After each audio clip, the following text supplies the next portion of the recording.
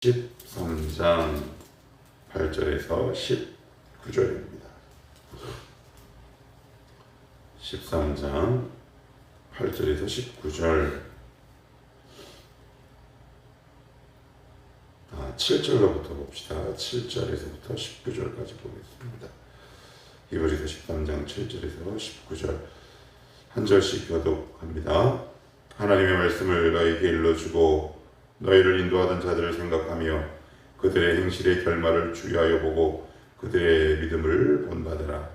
예수 그리스도는 어제나 오늘이나 영원토록 동일하시니라. 여러 가지 다른 교훈에 끌리지 말라. 마음은 은혜로서 굳게함이 아름답고 음식으로서 할 것이 아니니 음식으로 말미암아 행한 자는 유익을 얻지 못하였느니라. 우리에게 제단이 있는데 당하게서 섬기는 자들은 그 제단에서 먹을 권한이 없나니 이는 죄를 위한 짐승의 피는 대제사장이 가지고 성소에 들어가고 그 육체는 영문 밖에서 불사릅니다. 그러므로 예수도 자기 피로써 백성을 거룩하게 하려고 성문 밖에서 고난을 받으셨느니라. 그런즉 우리도 그의 치욕을 짊어지고 영문 밖으로 그에게 나아가자. 우리가 여기에는 영원한 도성이 없으므로 장차 올 것을 찾나니 그러므로 우리는 예수로 말미암아 항상 찬송의 제사를 하나님께 드리자.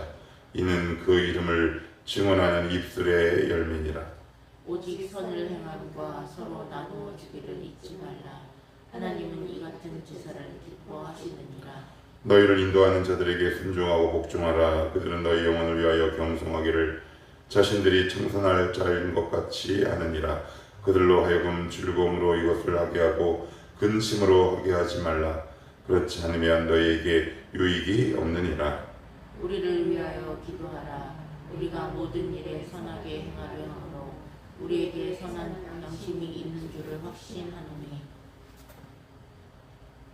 내가 더 속히 너희에게 돌아가기 위하여 너희가 기도하기를 더욱 원하노라. 아멘. 히브리서가 지금 막바지에 다다르고 있습니다. 로마의 핍박으로 축발된 초대 유대 기독교인들이 다시 옛날의 관습과 문화와 태도, 이제 돌아가려는 여러 유혹과 어려움에 처하게 됐죠. 그들을 향해 여러 설왕설래가 있긴 하지만 하여튼 누군가가 편지를 쓰게 됩니다. 그것이 바로 히브리서예요. 그래서 히브리서는 조금 어렵다고 볼 수도 있어요. 왜냐하면 구약, 신약, 율법, 은혜를 넘나들기 때문에 이게 과연 뭔가 하고 싶을 때가 종종 있습니다. 근데 결국 핵심은 그리스도가 진리다라는 것이 바로 히브리 기자가 얘기하고 싶은 거죠. 그에게 진리가 있고 그에게 놀라움이 있다. 그러면서 그들에게 여러 부차적인 당부 말씀을 전하고 있습니다. 먼저 이렇게 7절하고 17절을 보시면 이렇게 적고 있는데 하나님의 말씀을 너희에게 알려주고 너희를 인도하던 자들, 그리고 17절도 보시면 너희를 인도하는 자들에게 순종하고 복종하라 이렇게 되어 있습니다. 여기 보시면 너희를 인도하던 자들을 생각하고 그들의 행실을 결말을 주의하여 보고 그들의 믿음을 본받으라.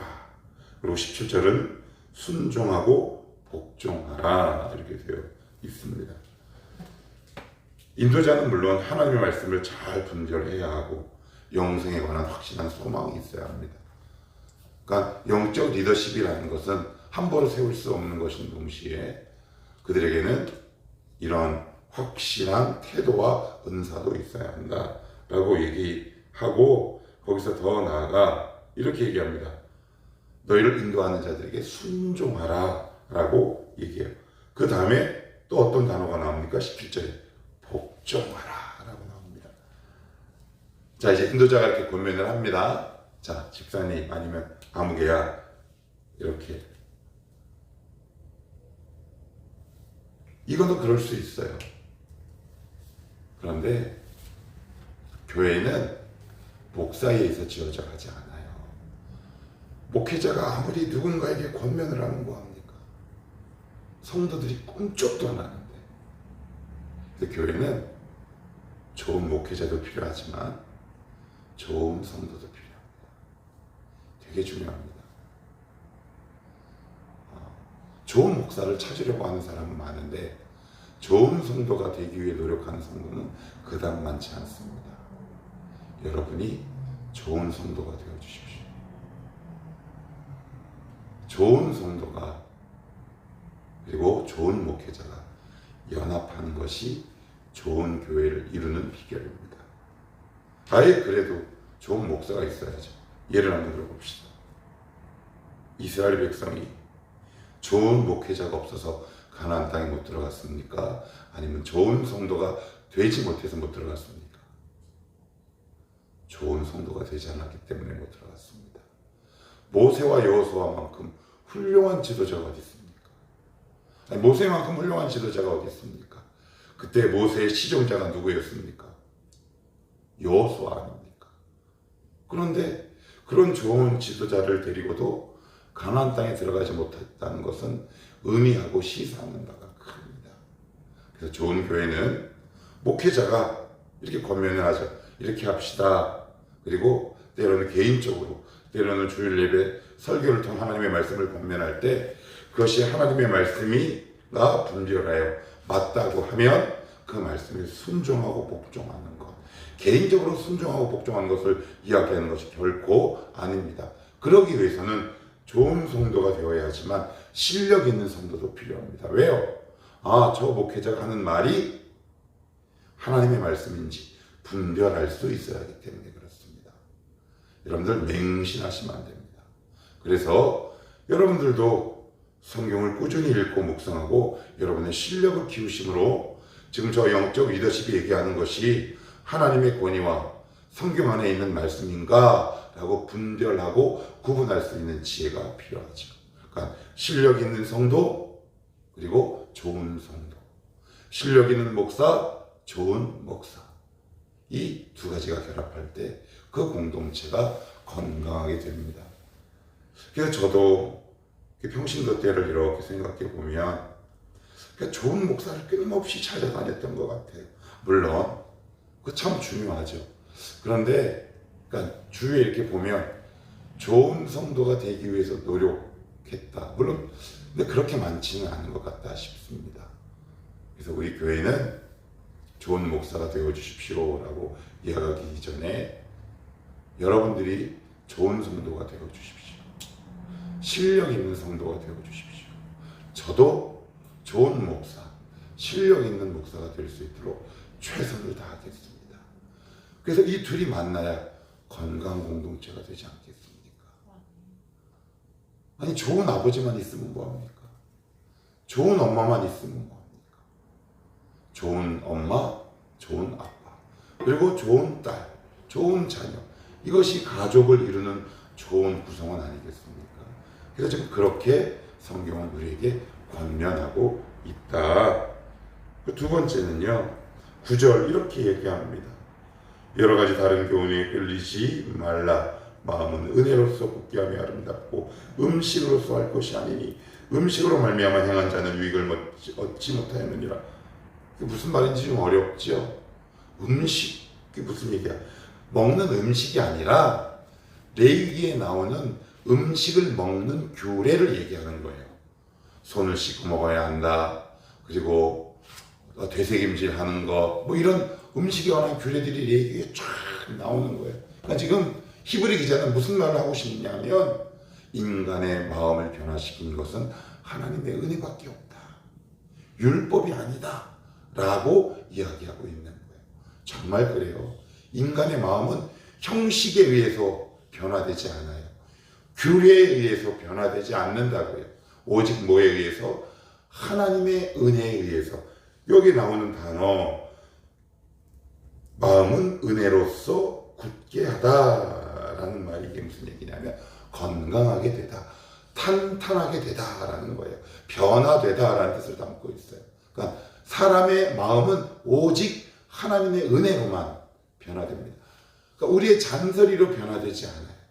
하면 될 것 같은데 오직 하나님의 은혜가 들어갔을 때, 하나님의 말씀이 그 심령에 들어갔을 때, 여기서 우리가 조금 더 확장해서 한번 이 말씀을 살펴보면, 하나님은 어떤 영혼을 변화시키고 그를 사용할 때 두 가지 스텝, 두 가지 단계를 걸쳐요. 이게 무슨 얘기냐? 첫째, 하나님은 우리 안에서 역사하세요.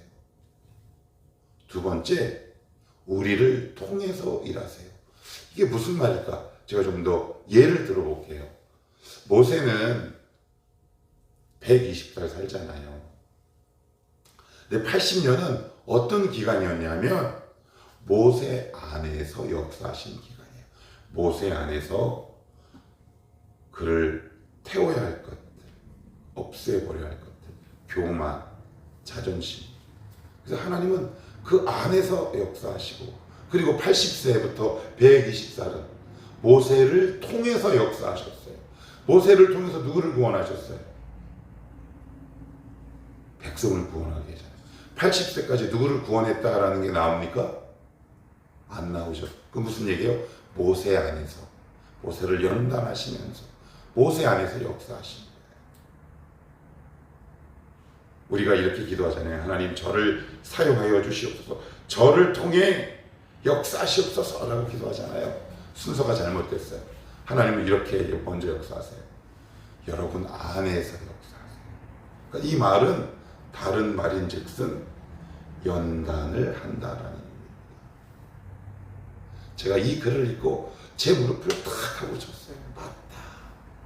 하나님 먼저 우리 안에서 역사하시고, 우리 안에 들어오셔서 말씀으로 우리의 여러 가지 부조리한 자세와 태도를 태우시고, 우리의 죄를 깨끗하게 하시고, 우리의 인내를 테스트하시고, 우리의 죄를 거룩하게 하시는 우리 안에서 역사하시는구나. 그 다음은 우리를 통해서 역사하십니다. 이게 얼마나 다행이고 감사한지 몰라요. 하나님의 은혜가 우리의 마음을 편하게 하는 거죠. 마지막으로 우리 16절 한번 보시면, 우리 16절은 같이 한번 볼게요. 시작. 오직 선을 행함과 서로 나눠주기를 잊지 말라. 하나님은 이 같은 제사를 기뻐하시느니라. 그래요. 여기 보시면 이런 표현이 나옵니다. 나누어주다. 선을 행하라. 이렇게 얘기합니다. 어제 말씀을 이렇게 묵상하는데 이런 생각이 문득 들더라고요. 아, 우리는 복의 경유지구나. 우리는 유통업자예요. 아, 유통업자구나. 여러분, 제가 유통업자예요. 예를 들어서 라면을 유통하는 유통업자입니다. 그러면 제가 돈을 많이 벌기 위해서는 창고에 쟁여놔야 합니까? 이것을 라면을 계속 유통을 시켜야 합니까? 유통을 시켜야죠. 그런데 왜 우리는 자꾸 쟁여놓고 있습니까? 저희와 여러분과 저는 복을 유통하는 유통업자입니다. 우리는 종점이 아닙니다. 경유지에 불과합니다. 창세기 12장에 보면 하나님이 아브라함을 부르신 목적을 이렇게 설명해요. 너로 말미암아 이 땅의 많은 족속이 복을 받을 것이다. 무슨 얘기입니까? 넌 앞으로 유통업자로 살아라. 너 복 소유하지 마. 그러면 복이 너에게 해를 가하게 될 것이다. 이게 복의 속성이더라고요. 끊임없이 유통. 그런데 우리의 기도 제목은 보면 하나님, 복이 나에게 종점이 되게 하옵소서. 그렇게 기도하는 경우가 많더라고요. 그러니까 작은 것 하나라도 끊임없이 유통하셔야 돼요. 끊임없이. 자기를 위해 사용하지 말라라는 단적인 표현을 하고 있는 것은 결코 아닙니다. 우리는 경유지다. 그리고 우리는 유통업자다.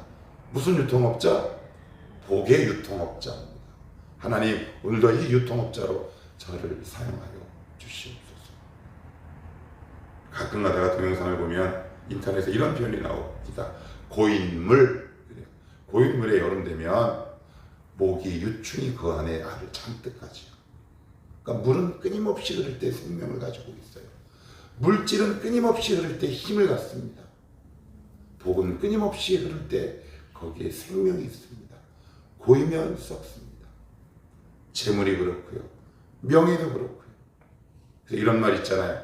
절대 권력은 절대적으로 부패한다.